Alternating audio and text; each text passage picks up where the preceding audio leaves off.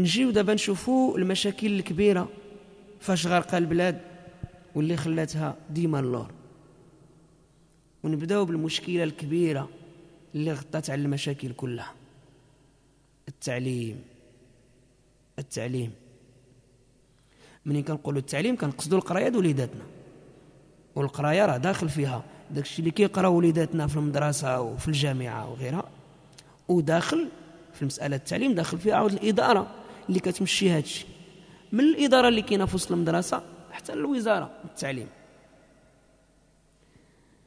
منين كيتفكر الانسان هذا الامر ديال التعليم او كيتكلم فيه كتنزل عليها غمه كبيره وحزن كبير، لان الحاله صعيبه بزاف. هذه 50 عام وهما كيواعدوا، والمخزن كيواعد باش يصلح هذا الامر التعليم، وكل مره غادي نديروا غادي نصوبوا غادي. والحاجه التاليه اللي داروها هي هذا اللي سموه قالوا فالتالي قالوا الاصلاح ديال التعليم، ولكن ما كانت كتزيد الامور غير تفلس عام على عام. واليوم وصلت الامور لحدها، وحتى الناس ديال الحكومه اللي كانوا من قبل كيقولوا الامور ديال التعليم عندنا مزيانه ومشيه مزيان، حتى هما ولاو يتكلموا بالحقيقه بالسيف عليهم، لانه ما بقى ما يتخباه. واللي كيزيد يبين هذا الشيء كيف قلنا قبيله هو الحساب.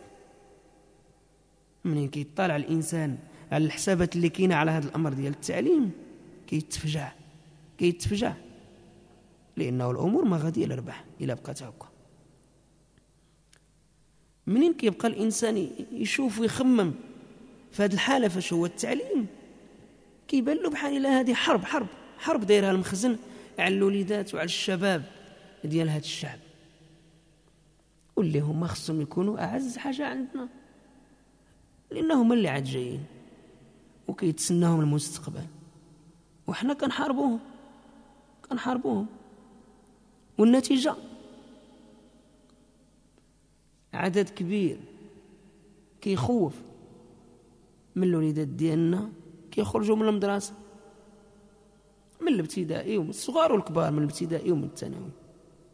هذه الاولى. ثانيا، عندنا زحام كبير في وسط القسم، زحام كبير، قسم كيهز اكثر من داكشي اللي بالجهد ديالو، ومع الزحام ما كيبقى للقرايه مذاق ولا معنى ولا حماس. المدرسات عندنا ولاو كيتباعوا، وهذا الشيء سمعناه وقريناه، هذا الشيء ما مخبعش. زحام كبير في جهه ومدرسات كيتخواو ويتباعوا في جهه واحده اخرى. زيد على هذا الشيء عندنا نقص كبير في الموظفين التعليم، ما كافينش لا اللي كيقريو ولا اللي كيمشيو الاداره. وهذا الشيء في الوقيته اللي مالين الدكتورات ومالين الاجازات جالسين مساكن ضايعين وكيهلك فيهم المخزن بالعصا قدام البرلمان. علاش؟ جاو كيطلبوا الخدمه، هو البلاد محتاجه لهم، ولكن هادو قال لك ما عندهمش الفلوس باش يخلصوه. وهذا الشيء بلا وليداتنا اللي قراو بزاف وعطاهم الله علم وعقول كبيره، ولكن ما سابوا خدمه هنا ومشاو للخارج يعطيو الخير ديالهم الناس اخرين اللي خدامين على راسهم وكيعرفوا العقول اللي قارياش كتسوى.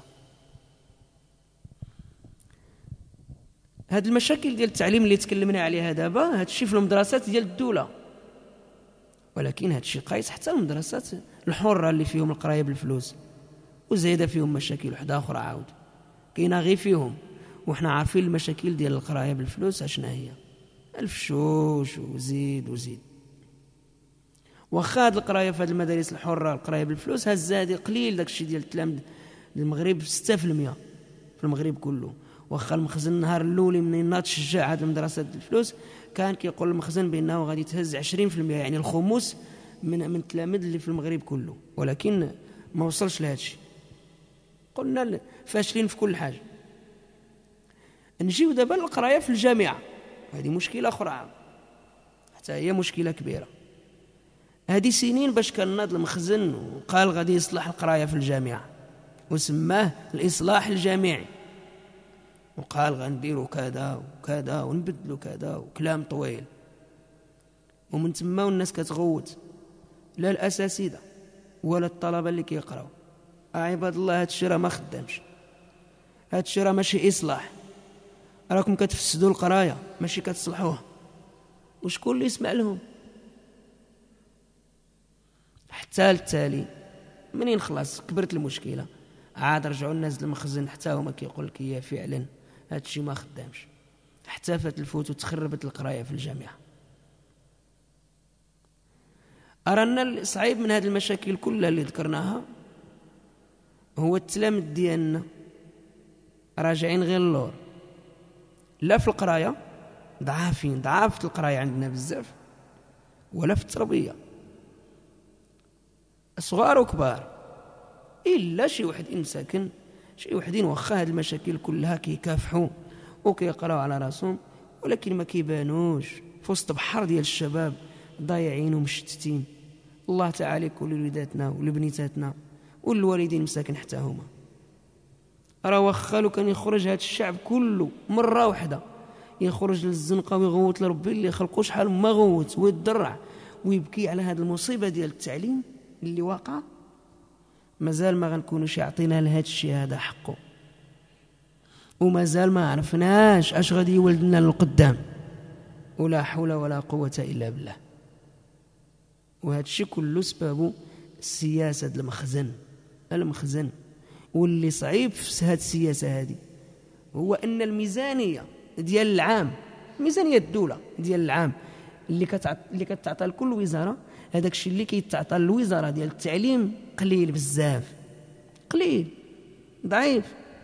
والتعليم هو الأساس ديال البلاد، به كتبنى، وهو اللي خصنا نصيروا عليه بزاف، وكل شيء ديالو مخلوف. الأساس هذا. هذا الشيء في الوقيته اللي كتخسر فيه الملايير بلا حساب في الأمور الخاوية، بحال ملي كيمشيو يدشنوا شي حاجة، شحال كتخسر د الفلوس، شحال د التوجاد، شحال د الطوموبيلات، شحال كيتخسر على الماكلة والزواقات الخاوية. بعض المرات الفلوس اللي كيخسروا باش يمشيو يدشنوا واحد المشروع أكثر من ذاك المشروع كله. زيد على هذا الشيء الملايير اللي كيخسروا بلا حساب من فلوس الشعب ومن الضرائب اللي كيخلص الشعب مسكين. 3 المرات وهما كيرشحوا، قال لك المغرب باش يدار كاس العالم عندنا هنا، والو ما نجحوش. فهاد الاخر عاود ناضوا قال لك غادي نرشحوا طنجة باش يدار فيها المعرض الدولي، والو ما ناجحين حتى بحاجه. وهذا الشيء كله راه كيتقام بفلوس كبيره. والمقصود ديالهم من هذا الشيء شنو هو يبينوا للشعب ويمنيوه ويسليوه بان المغرب راه ولا شي حاجه في العالم، ولا معروف ومشهور وكل شيء كيبغيه. ولكن حتى واحد من هاد الكبار ديال المخزن ما جا قدام هاد الشعب وبينا شحال ديال الملايير تخسرات في هاد الشيء، باش يبان لنا شحال كان يمكننا نوظفوا الشباب بهاد الفلوس في التعليم وفي غير التعليم. شحال كان يمكننا نبنيو المدرسات والسبيطارات واللوزينات اللي محتاجهم الشعب، والديور فين يسكنوا المساكين. الانسان منين كيبقى يخمم في هذا الشيء كيزيد غير يتألم وصافي.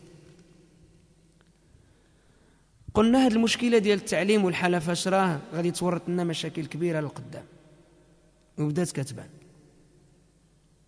قبيله قلنا عدد كبير ديال وليداتنا كيخرجوا من المدرسه، فين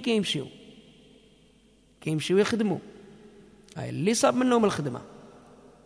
والدوله هذه الدوله منين حسبات هذا الشيء لقات امور كتخوف. على حال ثلث من وليداتنا، وليدات وبنيتات، كيخدموا مساكن لانهم ما كيقراوش، كيخدموا معنا ما كيقراوش، وهما راهم في العمر ديال القرايه. فيهم اللي عنده 7 سنين وفيهم اللي اكثر حتى ل 17 عام.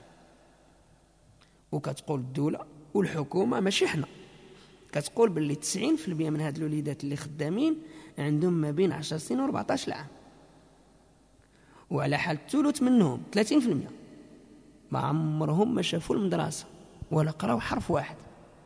هاد الشيء الدوله هي اللي حسبات هاد الشيء.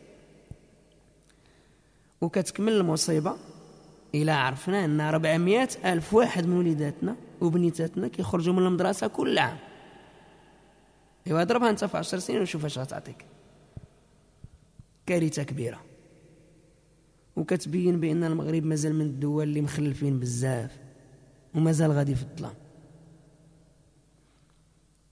قبيله قلنا الوليدات كيخرجوا من المدرسه ويمشيو يخدموا، واجيو نشوفوا اش من خدمه كيخدموا. كتقول الحكومه لان هي اللي حسبات هذا الشيء، كتقول على حال ثلث الوليدات اللي كنا خدامين بلا فلوس، والنص فيهم خدامين بشي خلصه ضعيفه بزاف وما عندهم حقوق في وسط الخدمه ديالهم، ما محميينش. الا كان شي مرض ولا وقعت لهم شي حاجه زيد على هذا الشيء الضرب والتكرفيز. وهذا الشيء علاش كتلقى عدد كبير من هاد الوليدات مساكن مهمومين ومراضين مساكن. واللي كثر من هذا الشيء وكيقطع القلب هما هاد الوليدات اللي مرميين في الزنقه، لا ولي ولا تالي.